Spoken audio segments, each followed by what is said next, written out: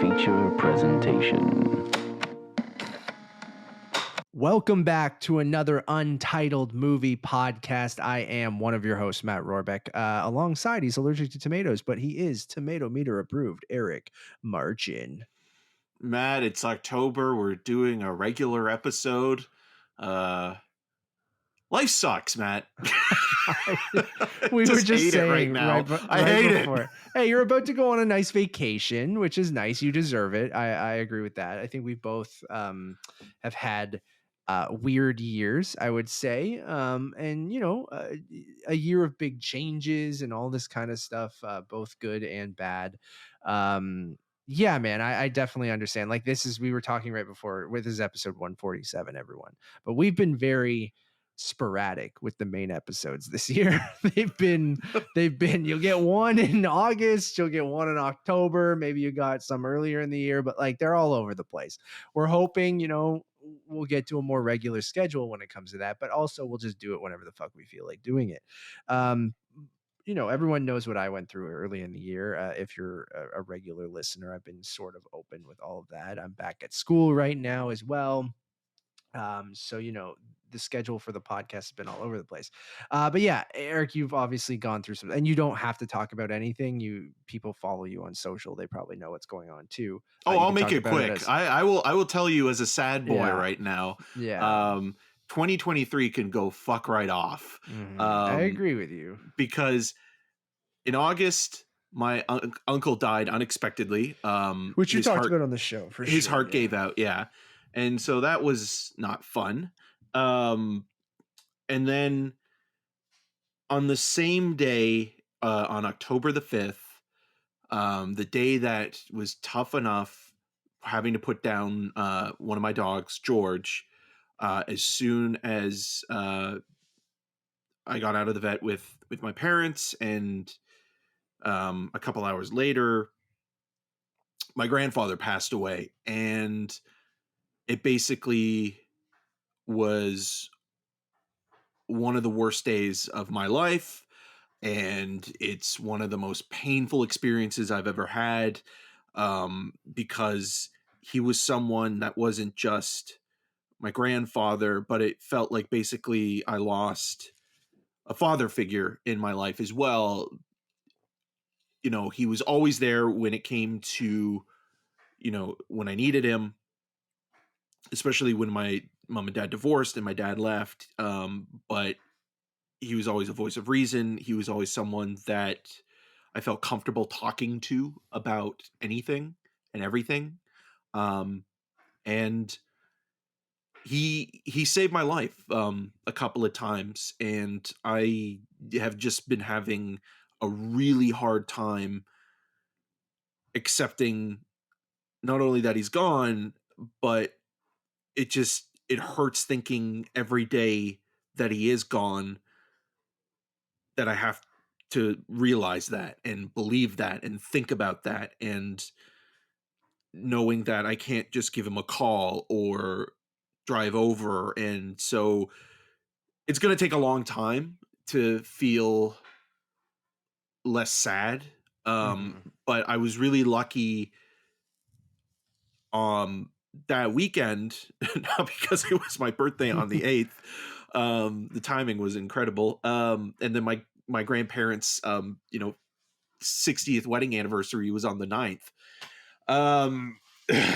It was because of you. It was because of my brothers. It was because of my mom and my aunt and everybody supporting everybody. My stepbrother Chris, who was unbelievably supportive. My stepfather Mike, who was amazing. And so, like, just, you know, like coming over to your place, which I'd never been over to your place before, which is kind of funny. That's well, I mean, you've been over to my place, not this place where I'm living right now. No.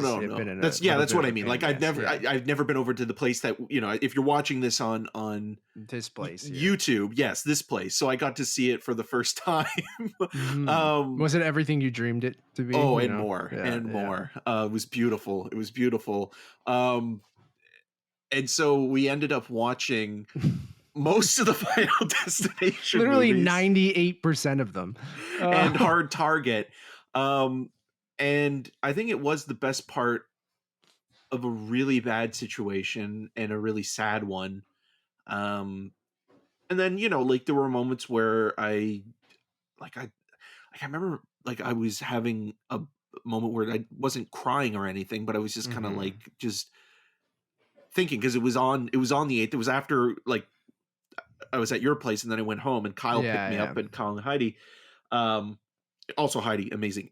So literally I'm just sitting there at the table and Connor comes and sits next to me and just rubs my back and I just lost it there too.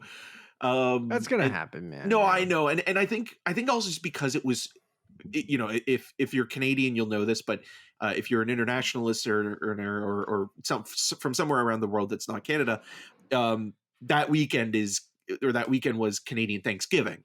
So I think holidays it's even more heightened or Yeah, you had noticeable when holidays, you had someone's birthdays, you had gone. anniversaries. Yeah, yeah. So So it it's was just so intense in such a short yeah. span of time that when it came to everything else, it was kind of just like, okay, this doesn't feel real. This feels like I'm in some sort of uncomfortable, surreal nightmare that's just like I don't know how to act, how to do anything. But then again, like, having you and having the rest of the family and all that kind of stuff really did help. And because I don't want to just make it all about me either, because it's like Kyle lost No. his grandfather, Connor lost his grandfather. Like it's all of us, and my mom lost her father, my aunt lost her father. It's just like he touched so many people in a way that like you know everybody that was around him loved him. And my grandmother, like in particular, I mean, she their anniversary was that weekend, but she had known him for about 70 years. And so Yeah. it's just like, how do you even begin to try to think about like life without someone? And then um yeah, this trip that I have coming up as we're recording, I'm about to fly out to Aruba. My grandfather paid for it. He paid for all of his grandchildren Yeah. because he wanted us to be together. And I think like that was the one thing he was most afraid of when he was diagnosed with cancer, with stage 4 cancer. It wasn't about himself, and I'm sure he was afraid, but he was the last of his family. All of his brothers and sisters died in their 50s and 60s. His mom died when he was 8, and I was named after him. His name's Eric Stanley Neat. And so um I think he was just more afraid of leaving my nan with nobody, and then also just wanting us to be there for each other, Oh yeah. and so and he was also just really frustrated because he wasn't mobile at the end, but his mind was still sharp, and I think that was the Yeah. most frustrating part of it. So you know I think if you're lucky to still have a grandparent in your life, um one that you really do care about, and you know make sure every conversation you have with them, even if you're going to talk to them again, just say you love them. Yeah. Make sure that you know how much you care. Yeah. And I think that's the one thing that's always going to eat me up even now, is that I didn't get that one chance to say goodbye. You And I never do, know, buddy. And I know, I know, but I just wish I did. And Yeah. it's going to hurt for a very long time. And so, even now it's tough, but you Well, know, thank you I for sharing that. That was I watched dumb lovely Final and like Destination movies. So. yeah. On a more important note, thank you for sharing that. That was lovely. You didn't Yeah, have to do that, but I really do appreciate that. And you know what? I know what you're going through, and I yeah, love I you, know. buddy. I mean, you So lost to all of your grandparents, all and four in the last since I started dating Nevis. yeah, It's all her Oh, fault. wow. Don't put that on her. I'm kidding. She was, right beside me throughout all of those. So I'm so grateful for her, and like you're grateful for your family and for you. And I got your back, and I love you, buddy. So thank you for sharing that. But now, more importantly, Saw 10 came out. I'm out of here. All right. Yeah, it's shitty year 2023, not great. The last, let's just say the last couple of years haven't been great. There's been some bright spots here and there. But we're all still just, making it through. I don't know how to transition now. Where do you want I don't to think go? there's really any good way. I mean, you Let's already talk did about with that Saw 10. weekend. No, let's talk about that weekend. You did come over, which was a blast. I wanted you to kind of take your mind off things. So we watched the weirdest grieving, And we ate the movie. shittiest food. Shittiest food. Yeah, that's what you got to do, man. Nevis was away in Hawaii that week as well, so I had like the bachelor week of like completely feral, just sitting in my own filth eating garbage for like a week. It'd be amazing if Nevis came back and found you in like a diaper, like just on the floor, kind of just like garbage everywhere. No, it was very lovely in smeared here in peanut butter. When Eric came over, I was like, I better tidy up. It wasn't even that bad, but like, I don't care. It was just like one of those things of being like, oh, I don't have to do it. Not that it's obviously amazing when she's here, but like it was just one of those things of being like, I'm gonna do fucking nothing. And it was great.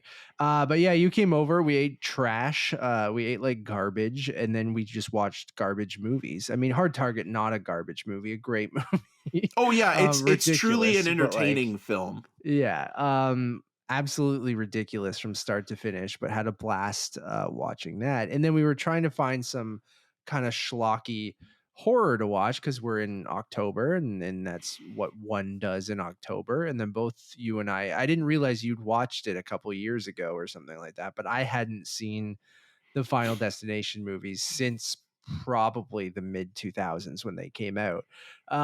So had an absolute blast where we just kind of like marathoned those like one after another, just watching the most Looney Tunes ass death sequences, and found myself enjoying them in a nostalgic way more so than anything. Like none of them are very good, but like they're weirdly like enjoyable because of the Rube Goldberg kind of like, what ridiculous way are they going to kill this person? And I found them to be more creative than people give it credit for, even just because I do find all the kind of like the way that something has to happen for another thing to happen for another thing for everything to seem like an accident for that person to die.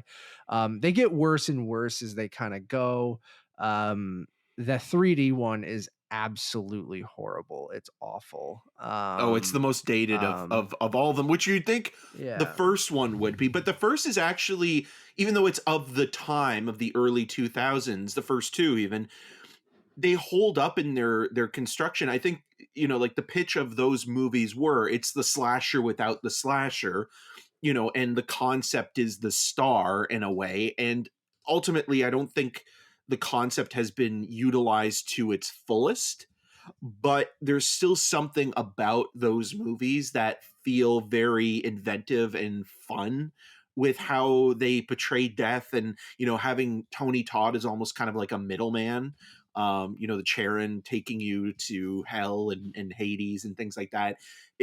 Or even just the question of what Tony Todd's Undertaker is. But the actual set pieces and designs hold up, I think, in the first couple of films. Even as you move along, I think what kind of takes away from them is that they become less practical, right? Like a lot of it is more CGI or post-production based, where the first two, you're getting actual like splatter gore, VFX that are in camera.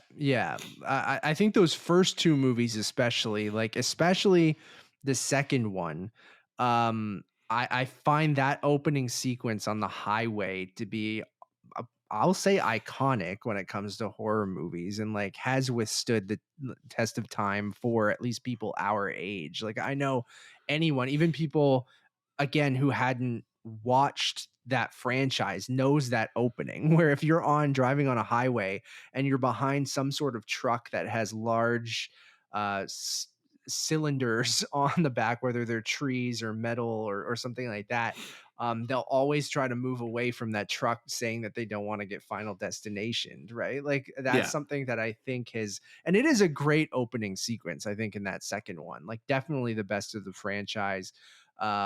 Where it's the most goopy, the most practical, like real car crashes, real kind of practical gore and stuff like that. And even that first sequence on the airplane, I think, is iconic too, because and what the movie does, what the franchise does really well is like plays into your fears, right? Those first three with flying, with being on the highway, things that are out of your control, right? And the third one being on a roller coaster. I feel like did a really good job of going, what are people afraid of, like when accidents happen, and then what can we, whether because they're not a dude in a mask, to your point, Eric, like coming around and stabbing you, like what's scarier is like, oh, an accident can happen, even if it's like this ominous supernatural force that's after you, right? Like which plays into the goofiness of it all, and it does get more Looney Tunes as it goes along, and it plays into those gimmicks a bit more. But I do find those first kind of two or three movies to be pretty clever, even if they're not great. Like I definitely understand that they're not for everyone.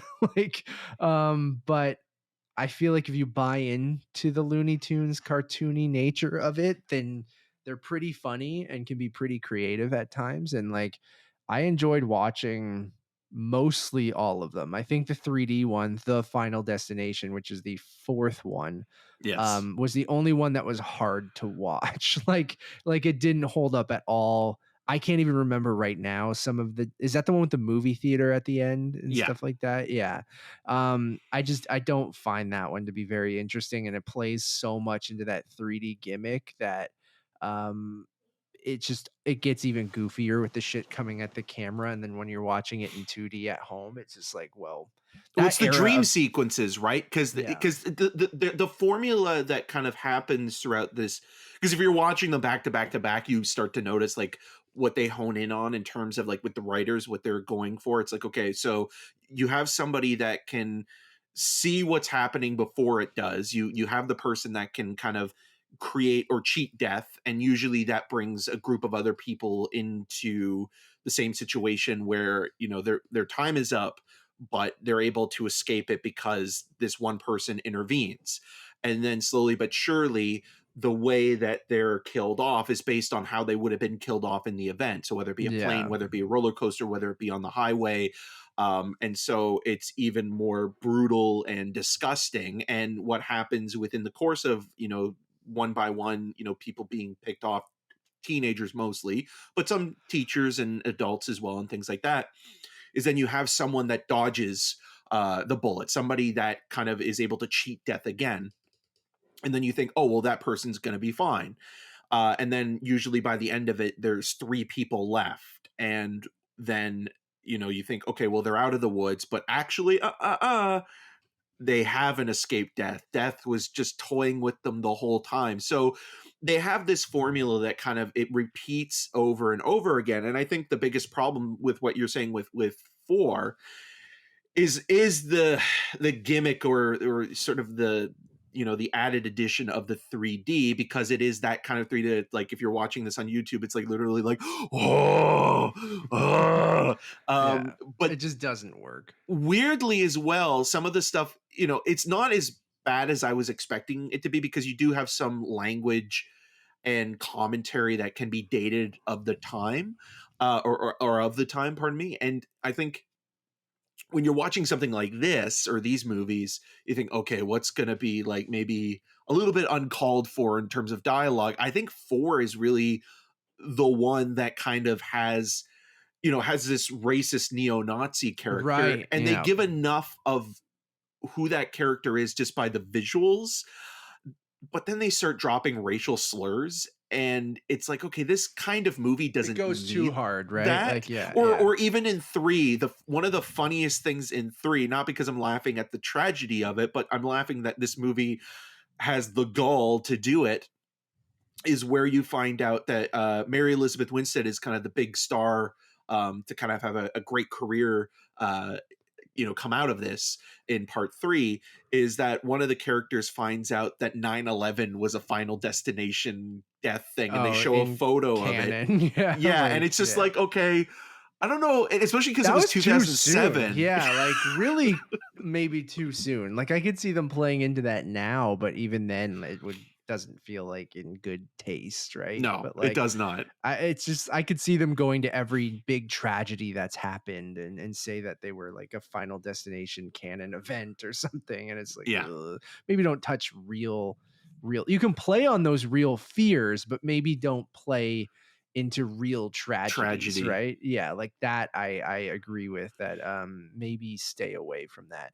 But overall, had a good time. Made me eagerly, maybe not eagerly anticipate, but like look forward to the new one that's being developed right now. So I forget the guys that pitched, but there was that story that went around where when they did their pitch meeting for it, they did like it was like a Zoom or like what Eric and I are doing right now, and they created a fake video that they played that made it look like what was happening during the interview, where like a Final Destination thing happened to them while they were on the Zoom call. Um, but I'm curious how you do that movie today, how you make it fresh or interesting or elevated or anything like that. Because I do think the fifth one, while not a great movie, I think the twist really does help it at the end, where it's like, oh shit, it spoilers everyone. It takes place before the first Final Destination movie. It's the events that lead into that first plane crash. So, and I thought at the time that was a really fun twist that I did not see coming. There's definitely clues throughout the whole thing if you watch it for a second time that it actually still holds up, I think. But yeah, a fun, silly franchise that I think we've waited long enough. Like I'm surprised they've waited this long before bringing it back, and it's been enough time now that I'm like, new Final Destination movie coming out where we don't have to deal with bullshit gimmicks like 3D and stuff like that. Because even the fifth one it was still in 3D, so it was still that period. And what I was saying earlier was like, I watched Saw 7, the final chapter. So sorry, Saw 3D, the final chapter as well. And it was in the early days of 3D where they were really making these as gimmicky 3D movies that were meant to be seen in 3D in a theater. They did not know how to light anything. They did not know how to use the technology properly. And so none of those movies really hold up when you're watching them at home. So now when you strip that all away, much like, I know you didn't like the movie, Eric, but something like Saw 10, where you get to enough time in between, even though Spiral and Jigsaw kind of whatever. When you revisit something after so much time, you can look at it with a fresh pair of eyes or try to do something differently, even though you have a lot of the same creative teams coming back. But and it can work, or maybe it doesn't for certain people. But I'm curious to see what they do when they bring that franchise back. And it was just kind of fun having it on in the background as me and you ate McDonald's and Tim Hortons just and kind of made fun of them as we were watching. So that was a good time. Yeah, it was, and you do feel like this, because this was also a franchise that started as an X-Files script and was Yeah. retrofitted basically, and so I think there is more to explore here when it comes to like it's just maybe the right filmmaker or not Yeah. even like it has to be a great movie, but there's something where it's like you feel like each one of these films has potential to really do something that's going to be both entertaining but also tap into that anxiety that you have of things being out of your control but being in situations where we've all experienced in one way or another. And it's going to be fascinating to see how that approach is applied to another movie that might actually have connections back to the rest of the franchise, or Flight 180 again. And how do you play on people's fears? It's something like a flight, something like highway traffic, what would that going be to the nowadays, dentist, things right? like what is that? What, Without being, it's such a fine line, right? Like, I don't think you want to do like the mass shootings or no. like anything like that, right? Like, you don't want to prey on something that's too far, right? So it's like, what are people afraid of now that maybe weren't afraid of back then, or how we've changed to kind of Well, I even don't know what that terrorist attacks, is. right? Like you mentioned mass shootings, but like anything like that where I think you almost have to leave that out of it, because that's where You you do have end to, up I in the think. 9/11. Like, this maybe is not appropriate Too for this real, kind right? of Even though, movie. a lot of this shit is too real too. There are people who have had friends and family die on XYZ, but like, yeah, it's such a touchy area of like, how do Or you, even COVID, right? Like, I feel like they yeah, could be like, oh, well, you get sick by a yeah, disease or something like that's that, or not being exciting enough. It needs to exposed. be like, ridiculous and over the top, right? So I don't know what that is, but I'm curious to see how they pull that off. Moving on, what else do we want to talk about? Let's stick with spooky season. We're going to cover a lot of stuff on this show because we haven't done an episode in a little while. We're going to talk about a kind of TIFF recap, I think, at the end of the show, which will be our big thing. Eric and I went to New York and saw May December, which we will have a review for, but we'll talk about our trip in general. Talk I about a think, final destination moment with that. yeah. We also we can talk a little bit about the wonderful story of Henry Sugar. What else do we got? I watched Once Upon a Studio celebrating the 100th anniversary of Disney. So there's been a lot kind of going on. I'm also in spooky season, so I've been watching The Fall of the House of Usher as well as Goosebumps. Eric has some hot takes on Goosebumps we can talk about. The hottest. There's a lot of stuff we can talk about. I've been playing Super Mario Wonder. I just started Spider-Man 2. So I've been gaming lately as well. So there's lots of stuff to kind of go over. But I guess since we were talking about Final Destination, let's stay in the spooky zone. Eric, have you been watching anything else for Halloween? I mean, we can jump right into Goosebumps and Usher because I guess those are the two big kind of horror or horror adjacent, teen horror shows that have dropped in the last couple weeks on Disney Plus and Netflix for the Halloween season, as well as we have things like The Exorcist in theaters, which I Oh, didn't go see. You can talk a little terrible. bit about that. So let's just talk about kind of Halloween stuff since we're, a week removed. Yeah. So I think we could talk about Goosebumps, because I caught up with episode 5, I think 5 or 6 the other day. The introduction of Slappy. That would have been 6 because they dropped the first 6. 5 and then the 6th one just dropped. I have only seen The first one 5? episode. Oh, So one no, only episode. one. Yeah. So I've watched more of Usher. We've kind of went over to My favorite the R&B singer, the Usher. the Flaniverse, and we've kind of stuck there. And I think we're gonna see through Usher before I move over to Goosebumps, because I feel like jumping back and forth was they're too on two sides of the the spectrum when it comes to like the kiddie teen horror corny kind of side of thing, and the hyper serious yet satirical flashy Flaniverse over here. So I think we're going to stick with Usher, so I can talk a little bit about that if you want to go into Goosebumps, but no full spoilers, but just kind of give your overall thoughts. No, definitely not. But I was kind of holding out a little bit of hope for this latest episode, because Slappy is such an iconic, probably the most iconic character within the You R.L. think so? Stine can. Yeah, I think dolls Night in of general. the Living Dummies, they've done like 5 or 6 books, right? Yeah, Or more. and one Well, of more the now. When we were kids, anthology episodes had Hayden Christensen in it. yeah. Where at the end he, spoiler alert, turns his head around and reveals that he's been dummified. Uh, yeah, so Slappy's always been that character within the canon of R.L. Stine that has always been kind of creepy, but also engaging in that way that like Chucky is, or some other doll type characters.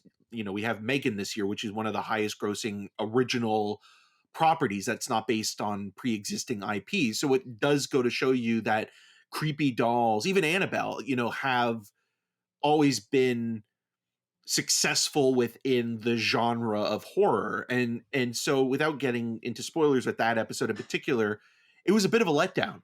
Well, you Because felt like that the whole 5-6 episodes you've watched, right? I did, because basically what I feel that this thing is this is a script that was probably kicking around for a little bit, or an idea that was like, it feels like an idea that was something that a studio executive or someone was looking at making, like a Nightmare on Elm Street reboot of some sort, and they took that and they were like, hey, can we sort of skin this and add some sort of IP on top of it, or meld it together? And for whatever reason, they were able to kind of do that with Goosebumps. And when you're watching it, I think Goosebumps is best as an anthology show.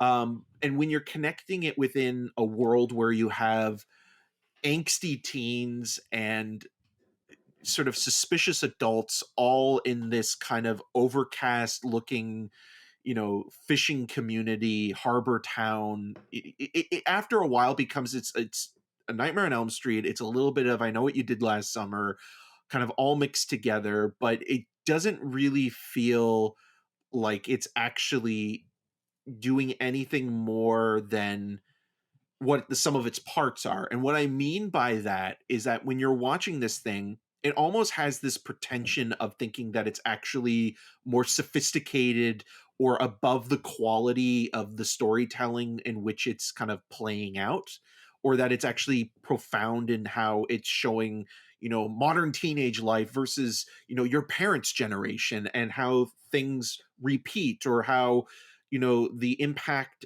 of what your parents did has ramifications for you as a person. And when you're watching all of that, it never comes through, because the writing is so on the nose.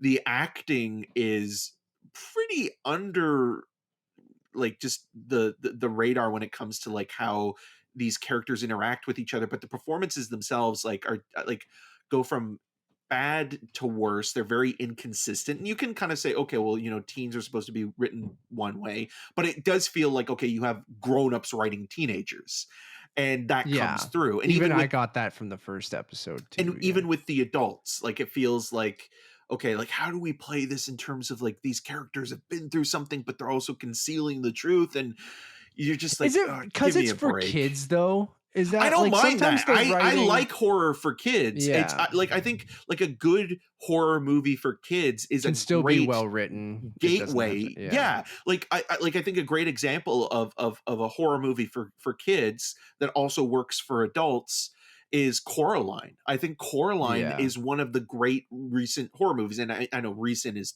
2009, but in terms of how it doesn't play down to children, it shows a sense of adventure and fright. There are stakes for these characters to go through. Buffy was one of those shows as well, where, like, at the time that it was made, it was a metaphor for, teenage life in high school being the monster. The creatures weren't the villains. It was the experience. And so I think like that aspect of it is always worthwhile in exploring. It just kind of feels a little bit almost buying into itself a little too much, where it thinks it's actually better than what it is. And there's some of the worst special effects on this show that I have ever seen, specifically pertaining to worms. And so you just like, I'm watching this thing and I want to engage with it, and it's not awful. It's just very middle of the road horror. And for a lot of people to be proclaiming this is, a great adaptation of Goosebumps, when we already had a pretty good small town, horror adjacent movie, that first film with Jack Black is a lot of fun. Yeah. And Rob Letterman, is a part of this franchise as well. It just is like, okay, well, why not try to just do another anthology show? Why not try to reboot it at this point? Because I mean, this does feel as much of a ripoff as any other thing. You might as well, redo this as a Canadian shot production again, Right. And it kind of feels like, okay, well, Are You Afraid of the Dark kind of did something like this recently on Nickelodeon, where they brought had it back, right? Yeah. And similar, where it was like, it wasn't an anthology. Like it had like, what's his name? Raul, not Raul. He's from Loki. Sorry. It's been a trying time. So, Brad Wolf. Oh, okay, he's in it. I didn't know Yes, that. yeah. Yeah, So he yeah, yeah. plays like the Pennywise Raphael villain. Casal, right? I Yeah. think. Yeah, yeah. So he plays like the villain on that like TV miniseries version of Are You Afraid of the Dark? So yeah, I've just been kind of disappointed because a lot of people have been saying it's been great, and it's kind of just I like mean, it's fine. yeah, I mean, it's a different perspective. I understand what you're saying. I've only seen that first episode, and I was back and forth on it, where I was like, okay, I can maybe buy into that. Okay, this is for kids. This is going to be kind of have that corny vibe that the series that we enjoyed in the 90s or 2000s did. um Except it's going to be modern, and you know, the writing's kind of not great, but then I'm like, okay, I like the idea of taking all the different Goosebumps stories and try to make a narrative out of them. And I'll get to the House of Usher, which is doing weirdly both of those shows coming out at the same time, that are taking two iconic horror authors, R.L. Stine and Edgar Allan Poe, and taking their works and trying to make kind of a through line with them, and having a story that kind of connects all their other stories, I think is weird and interesting. I mean, we talked about, when you came over, we were doing some brainstorming for some other side projects we want to do. And one of the ideas we were talking about was, you know, when two movies that are very similar come out around the same time, right? Like Yeah. Volcano and Dante's Peak, and, you know, there's many other. And I think Fall of the House of Usher and Goosebumps weirdly kind of fall into that. They came out at the exact same time. Anyways, I'll get into Usher in a second. Goosebumps, I liked the first episode, but I feel like it might be a Jurassic World situation where It is. my nostalgia is fueling my enjoyment for it. You know what I mean? Like, I fucking loved Goosebumps. I owned every single Goosebumps book. I read them multiple times. I watched that series over and over and over again as a kid. I played computer games. Jeff Goldblum and Isabella Rossellini. Yeah, I fucking love that computer game, the Horrorland one. And so I was very excited for this, especially when it started to get good reviews. I'm a little bit on that side of the positive side with those people. Again, I've only seen the one episode. I enjoyed what I saw, even if some of the writing was really hokey and bad, and that kind of like, you got to win the big game this Friday. And you're like, oh no, like stuff like that. And it's just, you know, it's not great, but I was like, okay. And even like things, nostalgia playing against it as well. You see the haunted mask, and I'm like, that ain't the haunted mask. Or you see the camera for Say Cheese and Die, and you're like, that ain't the camera from Say Cheese and Die. And maybe it's because like I have those iconic imagery from either the cover arts from the books or from the TV show that we love, the anthology series, that when I see this stuff in the show, I'm like, I haven't seen it, the haunted mask, I haven't gotten there yet, and things like that. But you see it and you know what it is, but there's something off about it. And I'm curious to watch the rest and see how it all kind of plays into each other, and how they take Slappy and the haunted mask, and, you know, the worms you mentioned, and like all the kind of different Goosebumps things. And I know the last episode's titled Welcome to Horrorland or whatever, which is probably where season 2 is going, and that made me very excited. So I'm curious to watch the rest, but I'm not expecting much, I guess, which is maybe what's helping. But I enjoyed that first episode, but I definitely understand where you're coming from. And then, so Nevis and I were going to try to watch back and forth, like one episode of Goosebumps, go back to House of Usher, go back to Goosebumps. But I found myself after that first episode going, it's too different, and like it just it will throw me off. So like, let's pick one of them, and we'll stick with one. And I went back to the Flaniverse, and Mike Flanagan's one of those guys that I didn't watch Midnight Mass for some reason. I just ended up skipping it. I don't know if that's another show as well that kind of falls into weirdly the Goosebumps thing right now, where it's a group of kids who are kind of banding together, and you know, it's more to do like facing death, but it Are also you thinking has Midnight Club or Midnight Mass? Oh yeah, sorry, Midnight Club. Yeah, so this is the confusing thing now. Midnight Club, because it also has Heather Langenkamp in it from and he produced and wrote it, but then only directed 2 episodes. Where Midnight Mass was the last thing where he directed all of it. That is very good. I actually like Midnight Mass quite a bit. So. But then Bly Manor, he only wrote and directed one episode, and then the rest he did not. He only produced it. So he's kind of and then he's gone and done, you know, movies like Gerald's Game and Doctor Sleep, obviously, and before that, Ouija, Hush, Oculus, and things like that. I like Mike Flanagan a lot.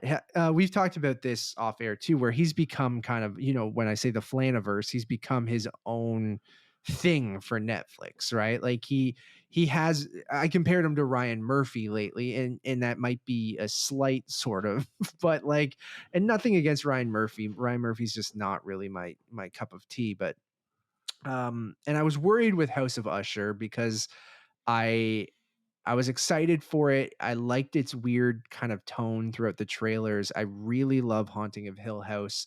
Bly Manor, I was mixed on. I liked a lot of it. I really thought the last episode was fucking horrible, and really kind of left a sour taste in my mouth. And then that's probably why I didn't watch Midnight Mass or even Midnight Club. But I was excited for this, and you know, not that I'm a huge fan of Edgar Allan Poe. Weirdly, my connection to him is with The Simpsons, with The Raven and The Treehouse of Horror. But And then the John Cusack movie. Yeah, which I don't think I ever saw. But I know his short stories and I've read some of them, Telltale Heart and other things. And I like the idea of taking Edgar Allan Poe's stories and kind of weaving them into a narrative. And obviously the fall of the House of Usher, the House of Usher has been made into numerous you know, films and different things like that. But this modern kind of take on it with the Flanagan cast and his vibe, I was excited for. So we've watched 3 episodes now, and I didn't know how, like, I really like a lot of it, and I'm realizing after episode 3 that I'm like really really enjoying the show. I think it's great.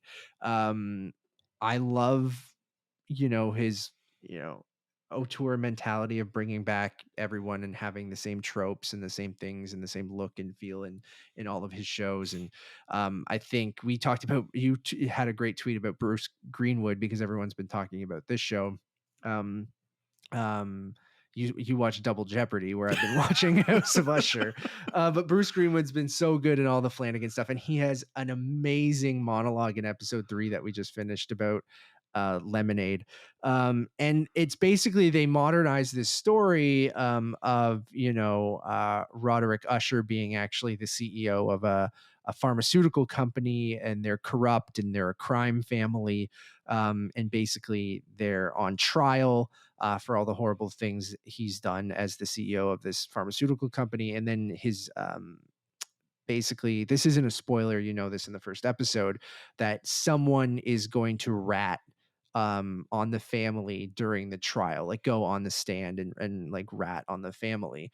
And then all of this, his children, because he has numerous children, and you think it's going to be one of the children that are going to be the rat, start mysteriously dying one after another during this trial in mysterious accidents and things like that, which reminded me of Final Destination, weirdly enough. So it all comes full circle.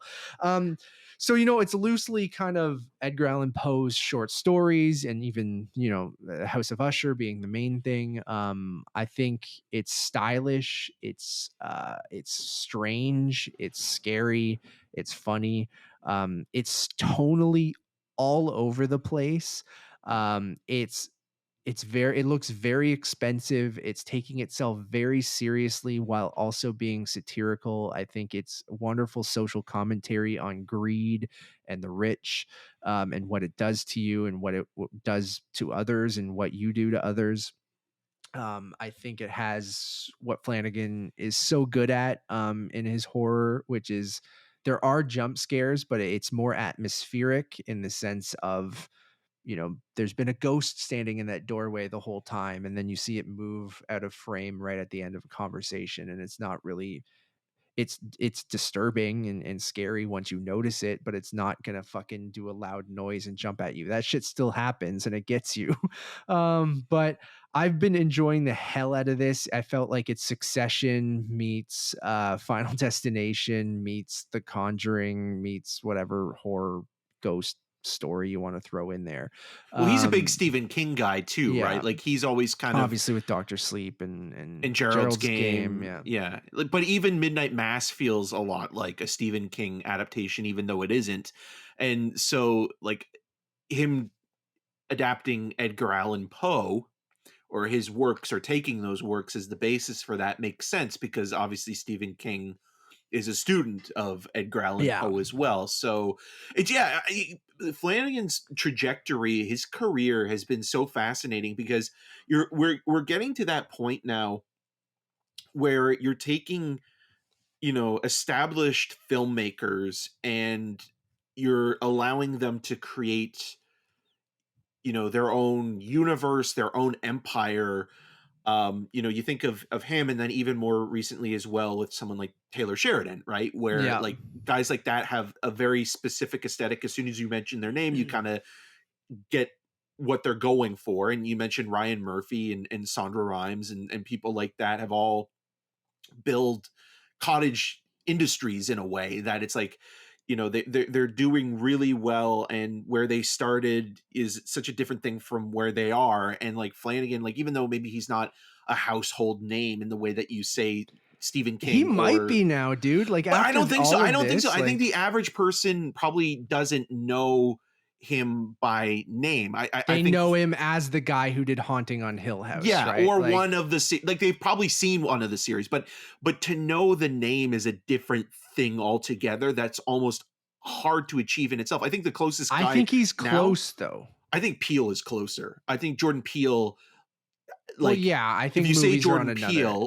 or like Get Out, people know who that is. I think we underestimate the power of Netflix, dude. Like I really do. And you mentioned all those other people, and I think television and the amount of people who watch this fucking stuff, like I think Flanagan is on that same level as all those other people you just mentioned. And I think even Tyler Perry, right? Like yeah, those guys Tyler have Perry, all created Shonda empires. Rhimes, like all those people, like people know them. Ryan Murphy, like when a show is done by them. And Flanagan, I would have never guessed would be one of those guys. But after Hill House was such a hit for Netflix, like, yeah, maybe they don't, but Flaniverse is a term, like a literal term. But it's an online term, though. Yeah, like I get it online, dude, but I think if you go up to the average person, you say, do you know who Stephen King is? They'll say, yeah, he's a horror author. Sure. Do you know who Michael Flanagan is?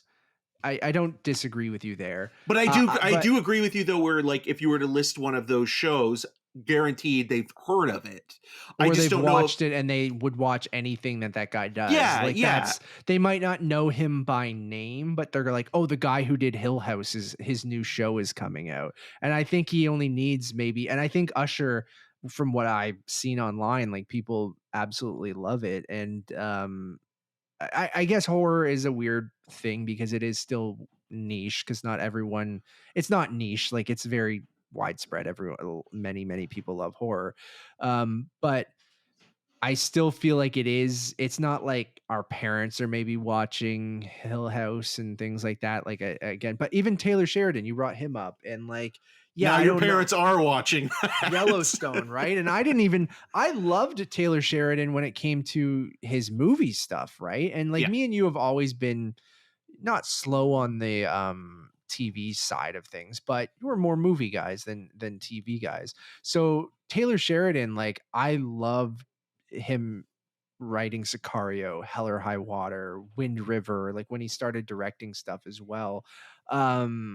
I was all in on him, and I was like, oh, anytime he has a new movie coming out, whether he wrote it or directed it, I'm going to be there. I even Those Who Wish Me Dead I didn't love, but then he makes Yellowstone, and I just didn't watch Yellowstone. It just wasn't, I'm like, whatever. And now you got Yellowstone, Mayor of Kingstown, 1883, Tulsa King, 1923, Special Ops Lioness, Lawman Bass Reeves, like Landman. Like that's a show that's coming out, and you're like, this is the MCU for middle-aged white people. I know, and it's wild. Like he's become his own like empire for for Paramount making this Yellowstone universe, as well as all these other kind of like shows that sound like they would have been on CBS like 10 years ago, that that's how, like, what was it? Not NCIS. What was the other one that those like, are the CSIs, the yeah, NCISs, the FBIs,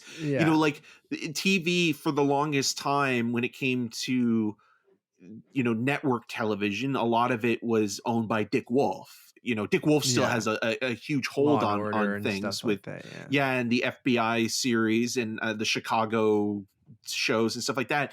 But like Taylor Sheridan has become the, I mean, talk about the Flaniverse. This should be called the Flannelverse. Yeah, with, yeah, yeah. with everything that Taylor Sheridan's done. And I want to like the guy because I like a lot of the stuff that he's written and he's directed that you just mentioned. But he, recently said some shit Yeah. about the strike that Unions was yeah. very much Oh, I what you know. would expect I a producer to say. Mhm. And it's just unfortunate when the creatives don't support their people, and that always kind of sucks. But like even with Kevin Costner talking about it and Stallone, those are guys that have always been film sort of centric actors, and they kind of are, at least with Costner, like I know he's trying to kind of get out of Yellowstone. With Well, him, he left it. Yeah. yeah, he was talking about like it's just like the hours, because television's a different beast in terms of filmmaking. With movies, you're kind of there for a few months and then you're gone, and then you kind of move on to the next thing or take a break. But it's like just this cycle of like you shoot Yeah. episodes, then you wait for the next season, and then you're shooting a whole bunch more, and it's it's this stamina of like continually shooting all the time. Mhm. And so especially when it's popular, and all of those shows I think seem to do pretty well. Like it seems like they're all channeled Oh into yeah. Paramount Plus in particular, so you can watch one thing or another. But yeah, the It's single-handedly keeping Paramount Plus afloat, yeah. probably.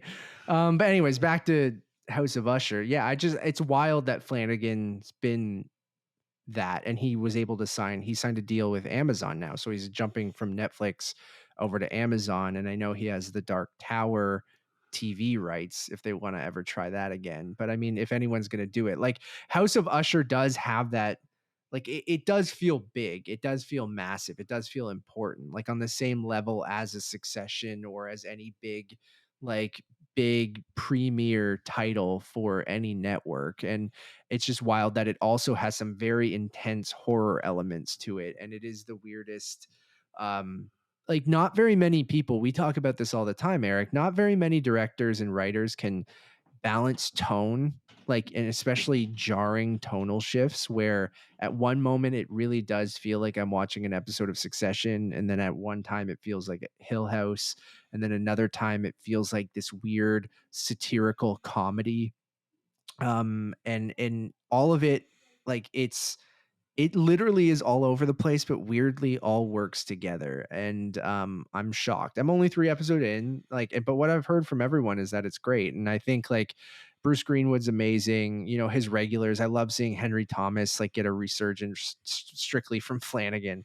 We talked about like a lot of these people who work with guys like a Ryan Murphy or a Mike Flanagan or whoever. Or They even kind of Adam Sandler, right? yeah, Like they latch it's on to those guys and they don't do anything else but work with that guy, right? Like, well, even so with Wes Anderson, it's right? Like yeah, there's a group of people that seem to always be consistently gainfully employed by the creator or the filmmaker.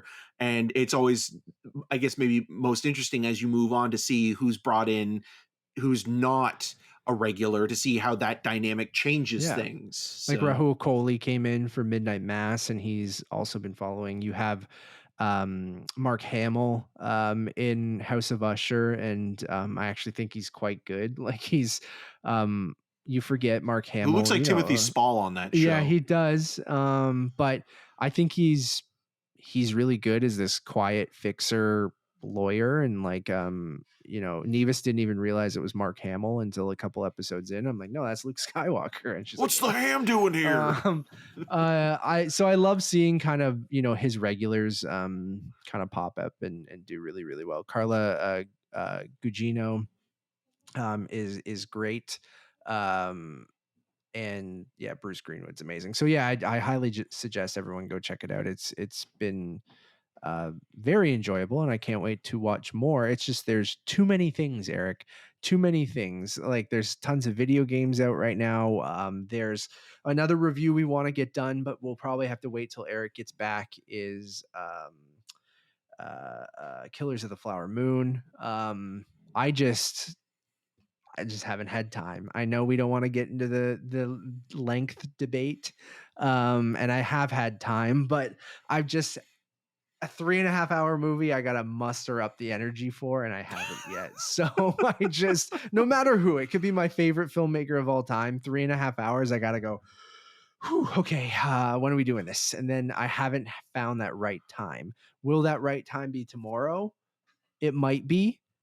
Will I go see Nightmare Before Christmas? Is that what it's called? Yeah. In 4DX. You got Maybe I'll go do that instead. So, because you're not who a big knows? fan. Have you seen A Nightmare Before Christmas all the way through? I haven't. So it's in theaters right now. Mhm. And 30th anniversary.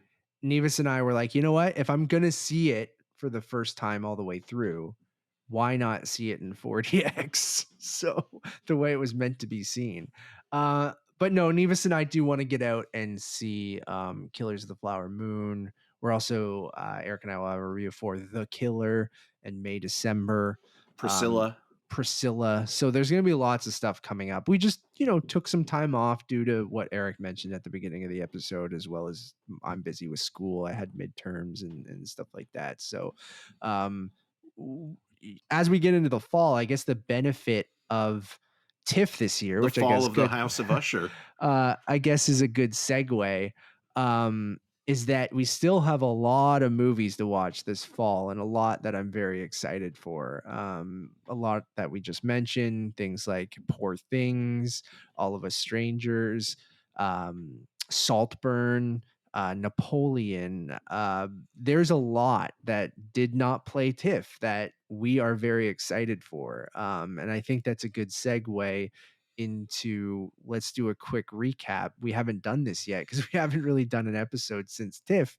But if you saw our coverage this year, we have lots of reviews up on Untitled Movie Reviews that you can go search. Just search TIFF 2023 Untitled Movie Podcast and you'll find them.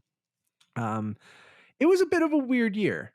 I'd say we didn't see as many movies. We still saw a good amount. We didn't review as many just because it felt like an off year. And it just something felt off this year. It came at a good time because I started school, and that's maybe one of the reasons we didn't record as much and things like that. But I do want to talk a little bit about how we felt of TIFF this year. So Eric, I'll pass it over to you. Now we're about a month removed from ending TIFF. How are you feeling looking back on it? I think it probably was one of the most disappointing years in the history of the festival. And it's, the strike. The strikes are one thing, and I get that. And it was still wonderful to see the public come out for a lot of these movies, even if there wasn't acting talent, to really kind of draw people in. The films, when they played well. The Holdovers, specifically, like watching that in a theater with people, and being a public film festival, really kind of showed you like how a movie can engage an audience and really hit the right tone of comedy but drama and sort of melancholy all at once, and within sort of the play. We have a review for that movie, but listening to how people reacted to that film really did remind me of like, oh yeah, like people are still going to come out for a festival like this. But I think the greatest challenge TIFF has moving forward, because this year was the year of FOMO, where it wasn't TIFF FOMO, it was festival FOMO outside of TIFF, where every other film festival seemed to have not only a large majority of what was playing at TIFF, but films that you would think would probably play at TIFF in any other year. And what was the deal behind that? You'll never know for a fact what,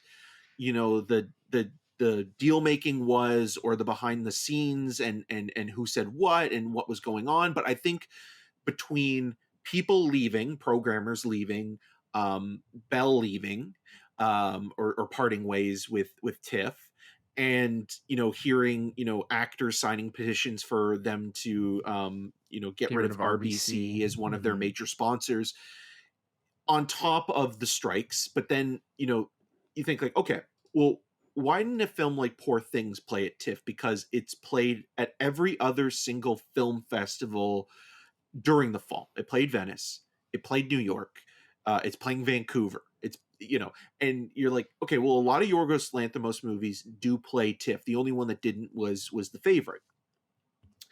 And then you're like, okay, well, that is weird, because the one film festival it didn't play at was TIFF. And you're thinking like, well, okay, maybe it's divisive. Maybe it's something where like Searchlight Pictures didn't want it to play because it might polarize an audience. But every audience that's seen the thing says that it's great. And it's like, okay, well, maybe it isn't that.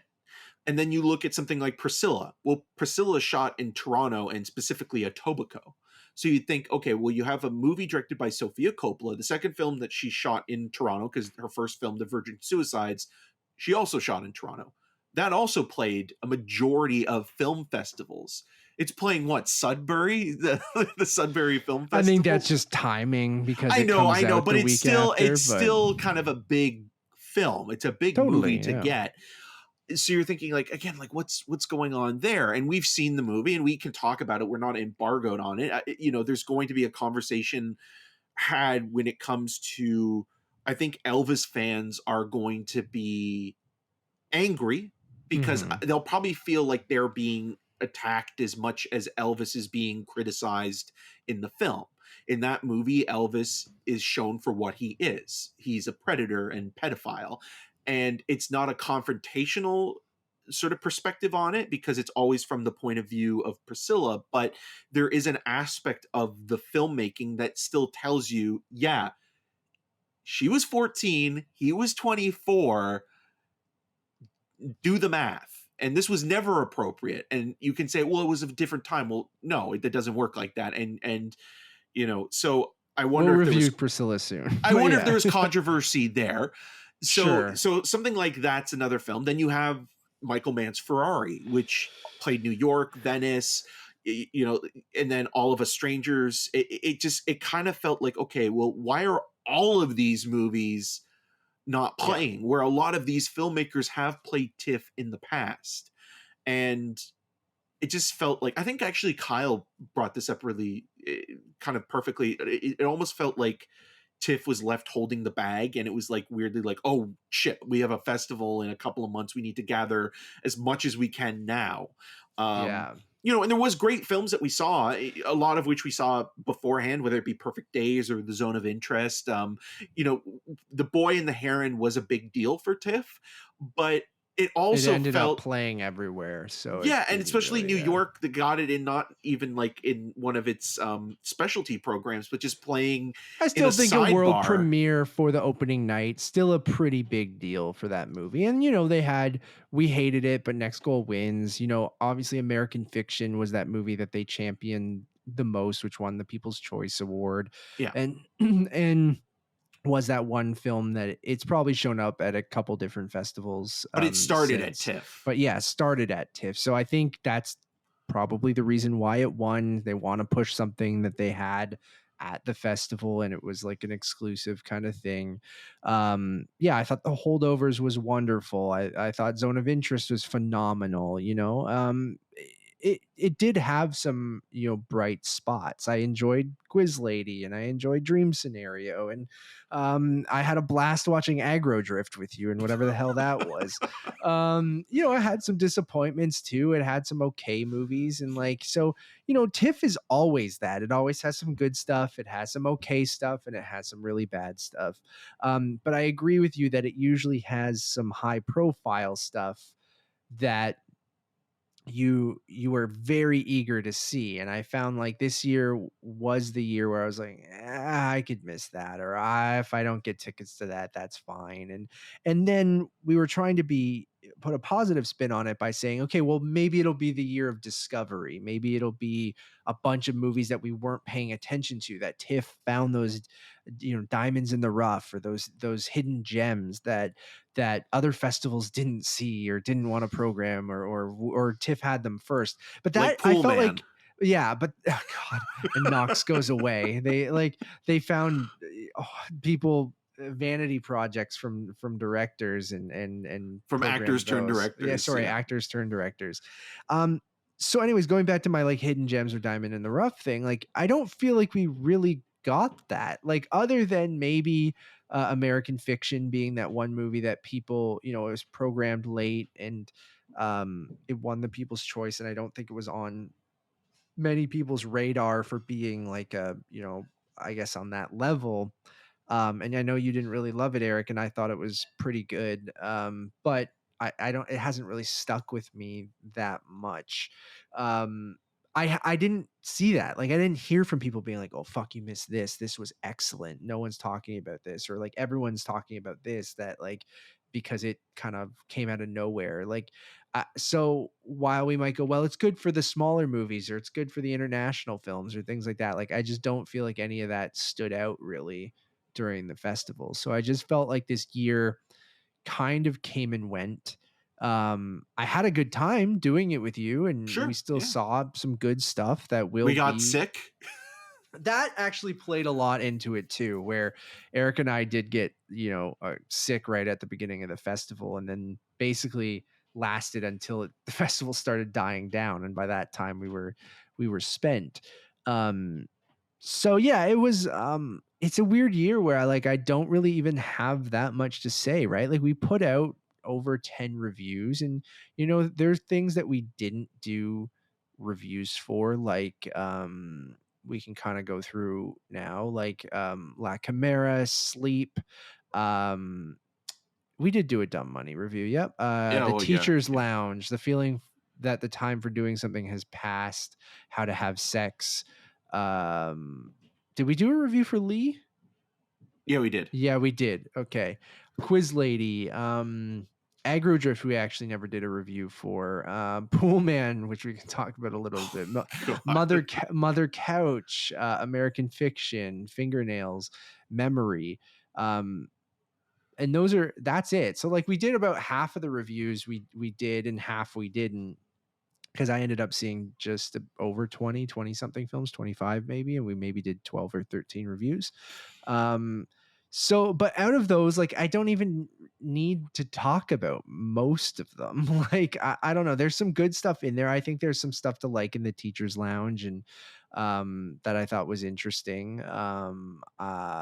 But things like How to Have Sex and even Quiz Lady, which I really enjoyed, but it was such like a fleeing watch. It just hit me at the right time. It was enjoyable. It was a popcorn movie. It was a comedy. I laughed. Never really going to think about it ever again, right? Knox Goes Away was a miserable experience. Pool Man, those two movies we brought up of being like director or actors turned directors with Michael Keaton and Chris Pine, and Knox Goes Away was just aggravatingly boring throughout the whole thing, where I was just waiting for something to happen, and it's just a drab, ugly looking movie.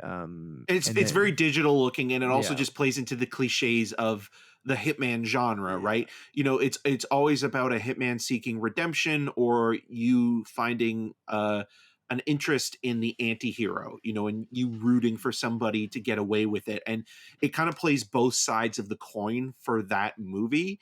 And it is really, why there are balloons coming up, I don't know. I love Michael Keaton to death, and I still do, and I think he actually gives a really good performance in that Sure. movie. But the problem with it's like he should have handed that film off to somebody else to direct, Yeah. because it's so flat looking. Like that first shot of the movie where he's picking things off the table, but he forgets to take his watch, and that watch that he forgets to take, it's like, oh look, it's like, he only has this much amount of time left before his memory completely fades. Time is his enemy. He forgot it. Get out of And here. it's just And like, then- give me. And James Marsden is absolutely terrible as his son in that movie. And he has this line about, when you weren't a bad dad. You were good. You know what? You let me have pancakes in the pool. Oh my and he's just God. like, what is that? What does that even mean? Yeah, he's awful. So that's what I'm going to do in Aruba. I'm going to have pancakes in the pool. Pancakes in the pool, man. Yeah, Chris Pine went down like Oh my three God. notches, dude. From like Kill me. he was a top Hollywood Chris. And here's the thing. We'll give him a pass because Dungeons and Dragons Honor Among Thieves is way better than it should be. And he's so good in that movie. He's great in that movie. And I love Chris Pine.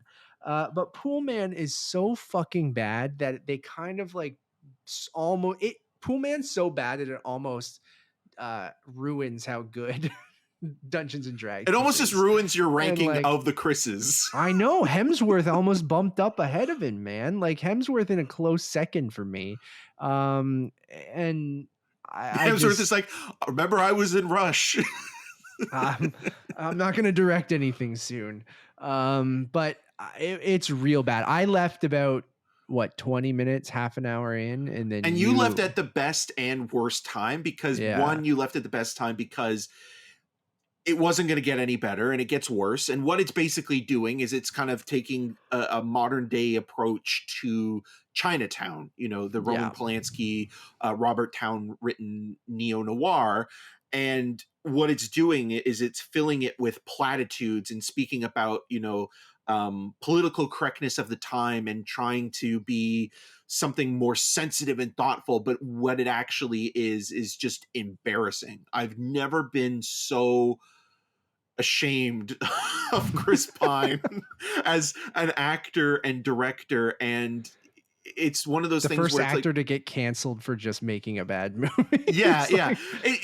I didn't love Anna Kendrick's Woman of the Hour, but you look at that movie and you look what she does as a filmmaker and how she plays with the sound design of, this serial killer on a dating show in the 1970s. And it's like, yeah, it's not a fully developed film as a director, but there are things in there where it's like, okay, yeah, I hope she continues to direct and I hope she continues to kind of like play with some of these techniques, but also kind of create her own voice. Like, I think she has something there. Where with this, I was watching and I was like, Chris, please never touch a camera again. Don't even touch your phone on a camera. I can't let you go near it. This is so bad. But when you left, it also became fun because we were at a P&I screening for this. And when you left, the audience, which was filled with critics and industry people, started to actually have a Midnight Madness style reaction. They start like yelling to the film. Yeah, there were people like, "Give me a fucking break!" People were laughing out loud and just revolting against the film, and rightfully so, because it is unimaginably so self-involved in thinking it's leading this great crusade and doing something and saying something meaningful, and all it is trash. I said my review is just literally poo, comma, man. Like, it's just like, it's man. Poo Man is hilarious. That's a great subtitle or whatever. It's so bad, man. It's so really bad. There's not enough Pine Sol to clean the pool with this one. Keep all of that shit in. The other thing I do want to talk about, and then I'll let you maybe call out anything that you saw that you want to talk about, but we should talk about Aggro Drift a little bit because we didn't do an individual review. I don't know if it even needs to have its own review, but like Children of Love, Stars of Fudge. What an experience that was. So one compliment I will give Aggro Drift is the score legitimately fantastic. I hope it drops. I hope Edgelord drops the soundtrack on Apple Music or something sometime soon. But Aggro Drift, if anyone who's listening doesn't know what it is, Harmony Korine, director of Spring Breakers and many other Gummo movies, and the Beach Bum recently, made this, I don't even want to call it a movie, this experience, which is I I said the easiest way to describe it was like if your 13-year-old cousin took a bong rip and someone let him make a Terrence Malick movie. And like it's this weird meme in the way of a meme, like an internet meme movie that looks like it's made with, you know, PlayStation 2 graphics, and it's shot all in infrared, and it makes absolutely no fucking sense. And the dialogue, And it sounds it's like it's from a Terrence Malick movie, like the yeah, whispery kind of mother, father, you yeah, wrestle inside me, but the yeah. poetry is almost even more I stilted, love but my family. I love my family. And then it's just like a woman with a gigantic ass just working. Like, and you're just like, it's obscene and like ridiculous, and it it's so almost dumb. overstays its welcome, but like it would be excruciating to many. I enjoyed myself. It's not a good movie, but it's one of those things that needs to be seen to be believed, that it's like someone, I'm sure it's Created this thing. self-financed, right? Like, Yeah. but someone created this thing, and whatever the fuck it is, and whatever it's trying to say, if it's trying to say anything, but it is basically just punking everyone and just saying, I fucking dare you to leave, motherfucker. Like, I dare you. Like, I dare you to sit through this whole thing. And I totally understand the people that fucking hate him and hate the movie. I totally understand the people who love the movie and love him. I'm somewhere in the void, just floating, just like not even knowing what the hell's going on, and just kind of You're the man experiencing it. wearing the devil outfit Um, going, ah! Oh, remember that he just thrusts for like 45 seconds or longer? Like actually it seemed like 3 to 5 minutes, just him thrusting with like machetes and like a Speedo with And then a Travis Scott's in it. yeah, his little lizard tongue. La, la, la, la, la. It's it was. I wish I went to that Midnight Madness screening, because I'm curious what that audience, how their reaction would have been. But like even our press screening, like it was not as many walkouts as I thought. There was barely any. There was only maybe a handful. But um, just I don't, this movie will, you'll only ever be able to see it on edgelord.com. Probably you'll have to download it, probably have to go onto some fucking like LimeWire or fucking like old file sharing site. It seems like something that like when I was a teenager would be like, yo, you seen Aggro Drift, you download that shit on LimeWire, man. Like, and you fucking get high and eat Taco Bell in your friend's basement and watch this bullshit. It's so bad and not good, but like also amazing. So there's a fly in my condo. Yeah, I I don't keep know wondering. how It's like, are you trying to I like create one of the graphics that keep coming up, or I can see it, but I can also just see you just doing this. But I think people know. Yeah, so there's a fly that's attacking Matt. Maybe it's Jeff Goldblum. it's I don't know. yeah, I don't know. I feel like But I'm in, it is one of those movies that, like you just mentioned, you use the word dare. I think it is daring you to see like how far it can test your patience, yeah, because there are parts that are very much hypnotic and you're almost transfixed by it. And then there are other times where it becomes so repetitive that you are in agony wanting to leave, because it just is on this weird loop of doing the same thing over and over again with the visuals. But then it'll have this, again, video game-esque dialogue where it's so literal, where you'll be talking to like a cowboy guy, but and the guy's like, this is my house and this is where you could live one day if you get all this money. And he's you're just like, what is going on with this world? And the dialogue very much encompasses Harmony Korine's sense of humor, which is usually somewhere between absurd and offensive. And it does it in a way that is kind of playful, but again, it's also trying to be off-putting and telling you like, okay, well, like how much longer are you going to sit here and watch this? And his company being called Edgelord is perfect, because it does feel like it is edging you to, you know, leave, or to invite you to actually say, hey, this is kind of interesting. And I think it's both a bad movie in the sense of like it's pretty much one note, but it's also fascinating because what he's doing, I don't think is actually any different than what someone like Jean-Luc Godard was doing in the latter parts of his life and his career, where he was almost experimenting with the form and trying to find new ways of telling a story. Like you look at Goodbye to Language or The Image Book, or any of the movies that he was trying to kind of like almost really fade or intersect pop culture, but then take it in a way that was deconstructing it, but then kind of warping it into his own vision and trying to create something new within that and find it. And if not, it doesn't matter, because it's his own home movies in a weird way, and he's showing them to you and saying, haha, you just spent 2 hours watching my crap, you piece of shit.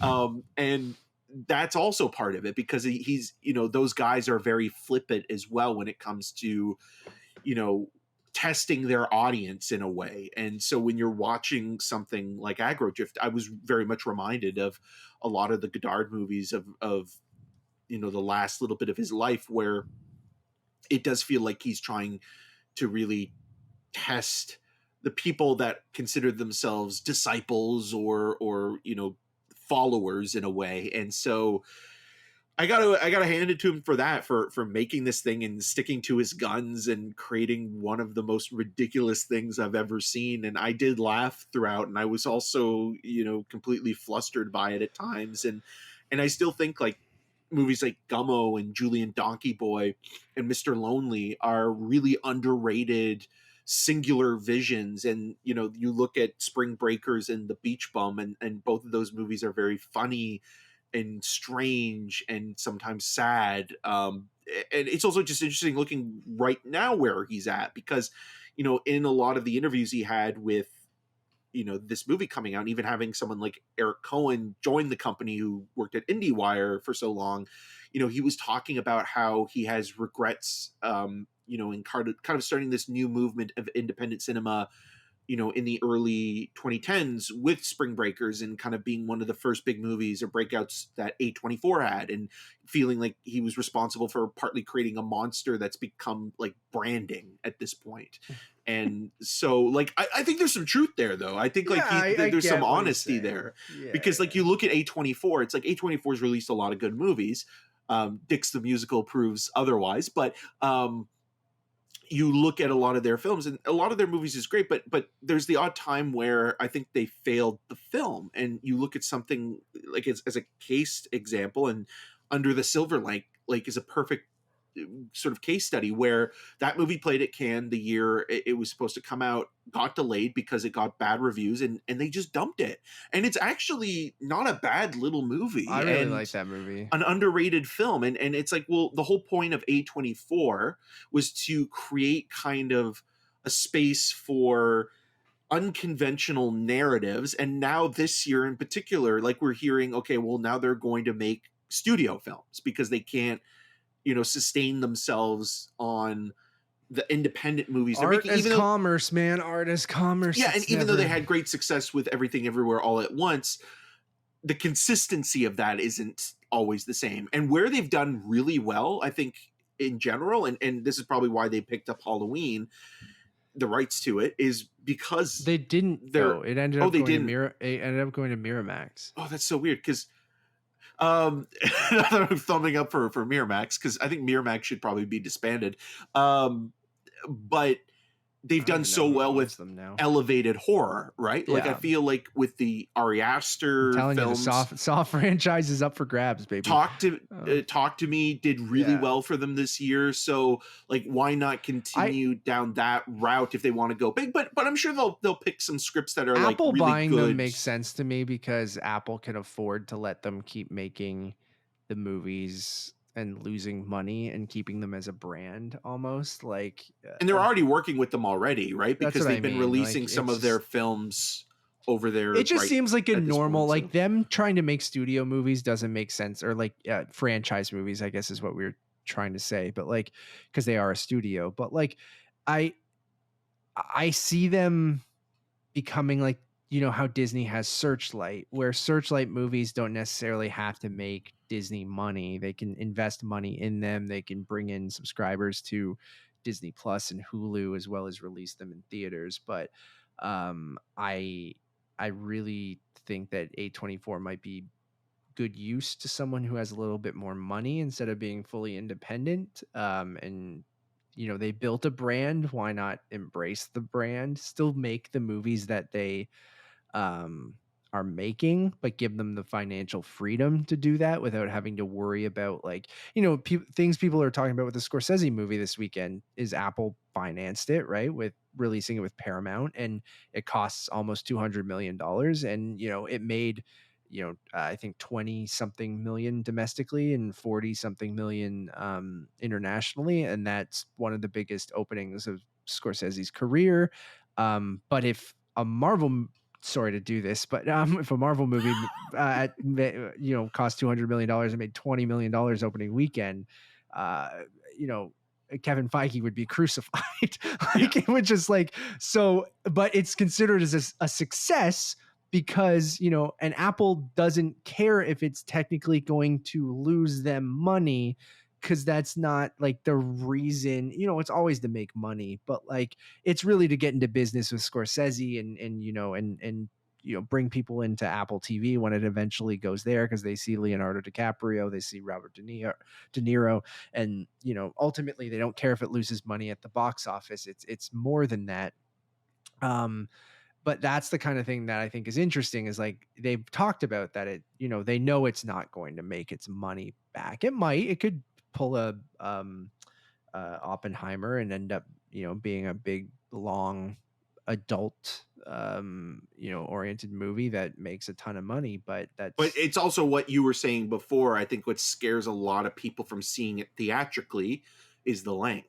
Yeah. And Scorsese actually made a really good point, and I think it is a fair one, that a lot of people are willing to spend 5 to 10 hours watching a season or a mini series, but when it comes to a film that's over 3 hours long, there is more of... I don't think that's apples to apples, and I don't think it's completely apples to apples, but I do think there is a sense of what we choose to watch. I think at home is completely different, though. What's different?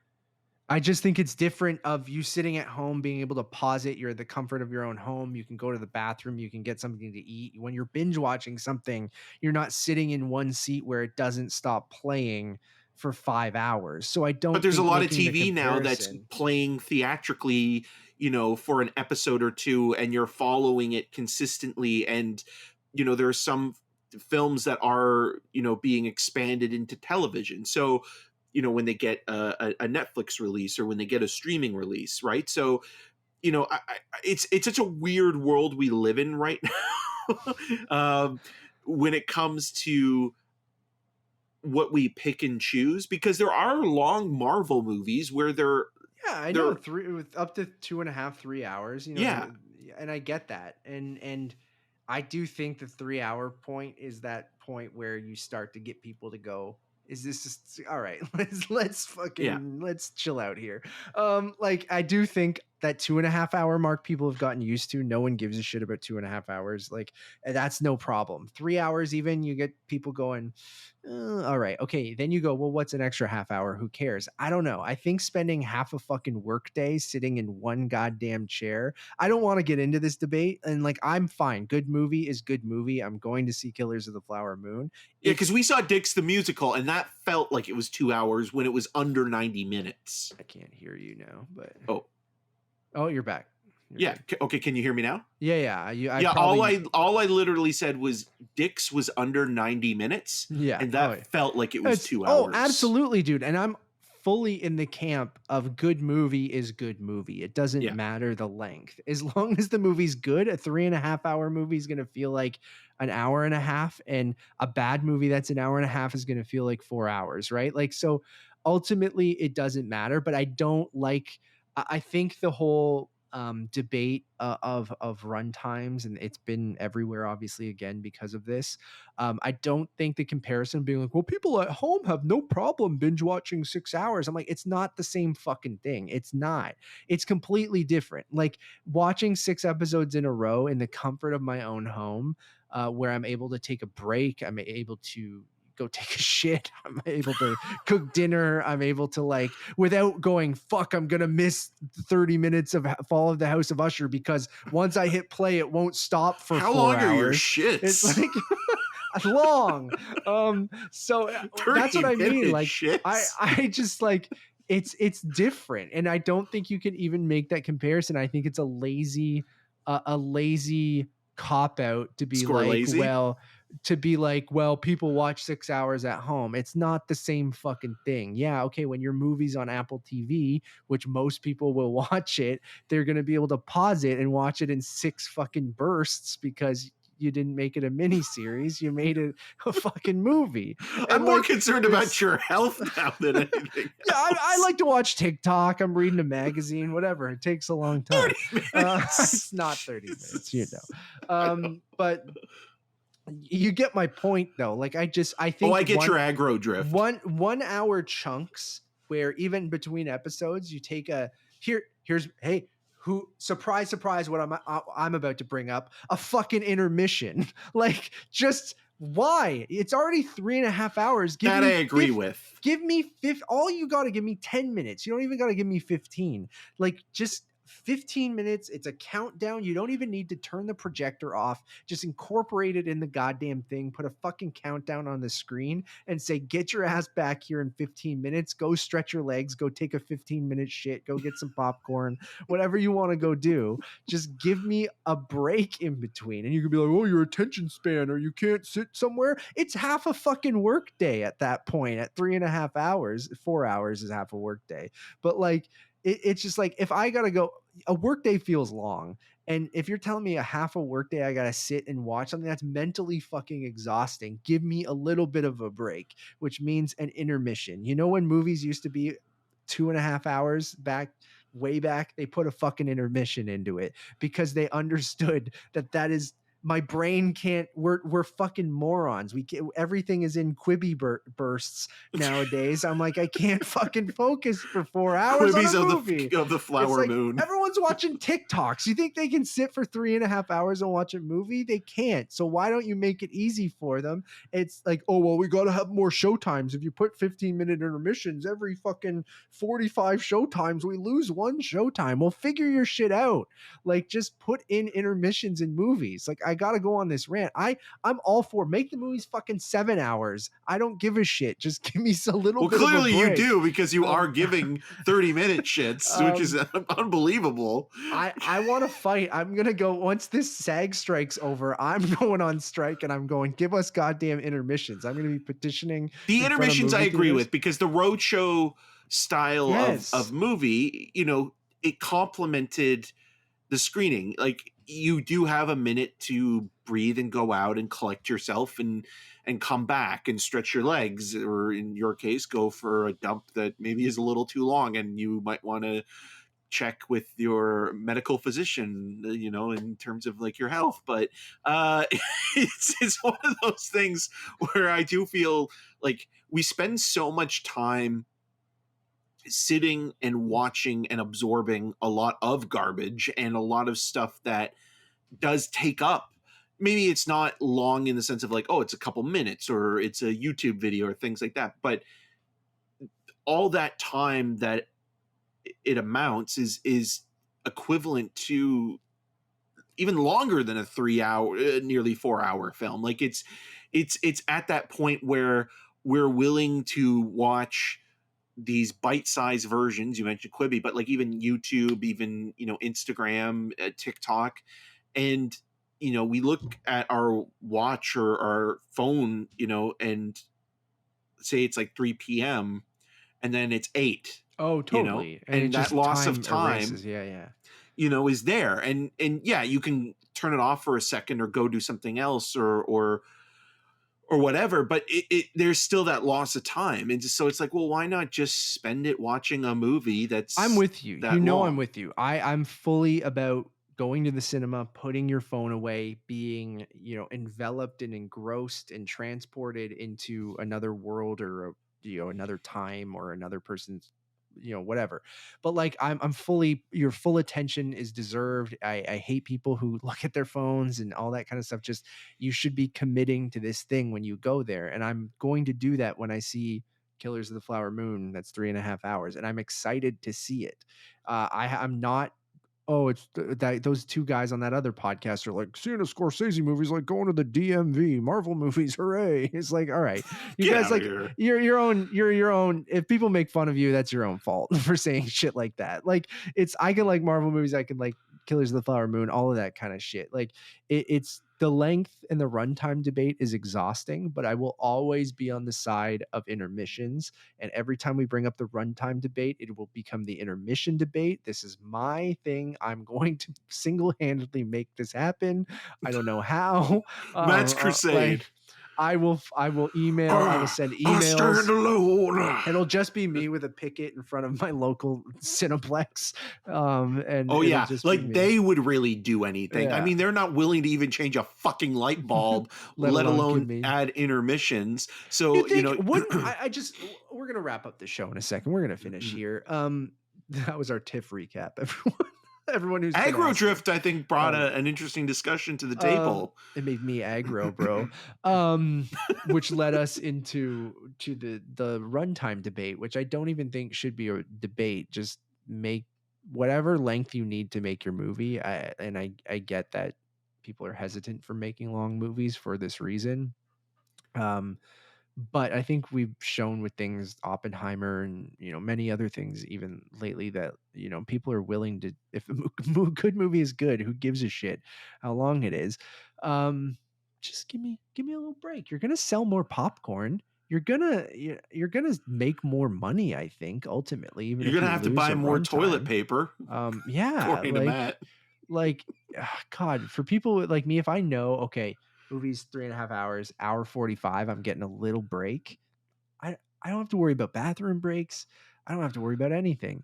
Like, I keep going to the bathroom break stuff, but like I'll go get another cherry Coke. I'll fucking buy probably some M&Ms. Like, I'm spending more money at your theater.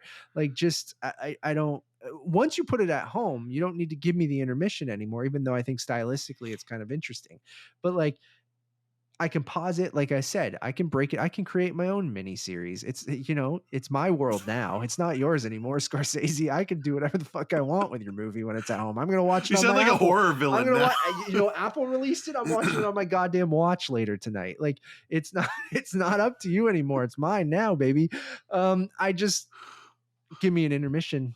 I hope clip this out, send it to everyone. Like, Send it to just Scorsese I specifically. hope we get clipped out like those two guys that everyone's dunking on social media. The new And DMV movie. But they'll be like, look at the intermission boys over here. You can't even sit through a 3.5 hour movie without taking a little break. Yeah, I'm a soft boy. I need a little break.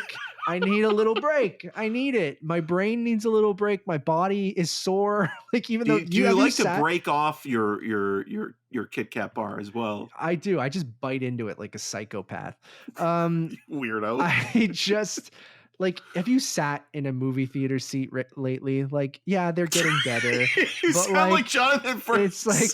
It's like have you sat in a movie theater recently? If it's busy, I got some clown beside me and like some guy leaning all the way back, like Darren Aronofsky in that one screening of The Lobster, where his head, like, a little pat his little bald head in front of me because he was leaning back so far.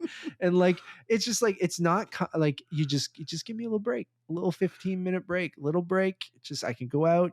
People who want smokers, they can go have a fucking cigarette Or vape. Yeah, vape. Go smoke a joint. Like, if you're high, a movie that long, your high is running off halfway through. Not that you should get stoned and watch Killers of the Flower Moon, but like, you know what I mean by that. Like any other movie, like Aggro Drift, have a little intermission. Yeah, you can go have a little intermission. Like, it's just give us intermissions, everyone. That's all I'm asking. All right, everyone. Thank you. I think there's two things you should be asking for, because I agree with you on the intermission. I don't disagree with you on that. I think that that's fine. I'm more than happy with that. The other thing I agree with, or you just mentioned there, that I think should be amicable or bring into this situation as well for a movie Vaping that is over theaters. Of course, yes. Is reclining chairs. I think the seats at Landmark specifically got it down pat, and like, that is very attractive to somebody who, if you're going to spend 3 hours watching a film, I have no sit problem in the best there. seat possible. If everywhere has Landmark seats, like, and I think more theaters are now. I think even some Cineplex have recliners and stuff like that. So it is getting more comfortable. I'm being an idiot, everyone. But like, I agree with you though. Like, even my wife and I were discussing where to go see Killers of the Flower Moon. Is playing in IMAX Scotiabank. I'm like, we could go to a Landmark cinema because then I can fall asleep halfway through. Kidding. In their wonderful chairs. This is the DMV clip. But yes, I invest in projection, invest in sound, invest in good, comfortable seating, invest in your presentation, and invest in intermissions. And I You just forgot the saved most important one.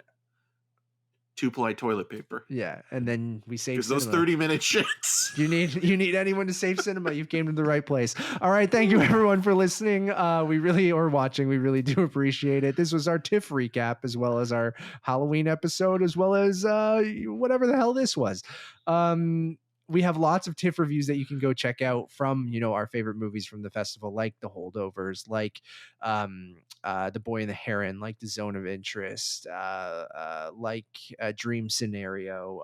You can see us dunk on Taika Waititi and Next Goal Wins, things like that. So we have tons of TIFF reviews you guys can check out, as well as we'll have reviews for movies like May, December, Priscilla, Poor Things, Saltburn, all your kind of big fall festival movies. Eric and I will be reviewing over the next couple months. So the benefit of TIFF being a little slow this year means that I'm excited for a lot of movies coming up, and we'll be reviewing a lot of stuff.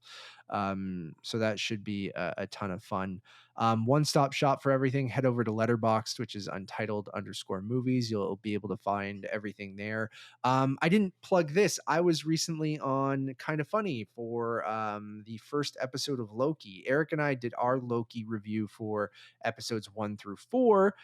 Which you can go see and watch and listen to on our channels on Untitled Movie Reviews. But I hopped over to the Kind of Funny screencast and covered the premiere of Loki season 2 with Tim Geddes over on Kind of Funny. So you guys can check that out over on Kind of Funny Vids, as well as on YouTube, podcast services, on Screencast, and all of that. Eric, take it away. Yeah, and you can find more of my video reviews and interviews. We will have a very special conversation coming up with one of the greatest filmmakers working today, Todd Haynes. I spent 5 minutes talking to the man about May, December, so that will be coming out not in May or December, but in November. Figure that one out. And so, yeah, you can find more of the video reviews on RochersTV.com/cinema scene. And yeah, that's about it. Eric, enjoy Aruba. I hope to get a full report when you get back, and then maybe we'll talk about our New York trip. We'll do maybe a vacation episode. I still owe everyone my Orlando trip. So next episode, everyone, you're getting Eric's Aruba report. You're getting Matt's Orlando report, where he's covering Universal Studios as well as Disney World. Then and talking about the films of Orlando Jones. Yeah, and then you're also getting the New York trip. So stay tuned for like about a week or two, or maybe 3 months from now, who knows, where Eric and I will be talking about all of our vacations from this year. There's movie stuff in there as well. Will this episode have an intermission? Probably not. Bye, everyone. Well, you don't need it, so enjoy your shit.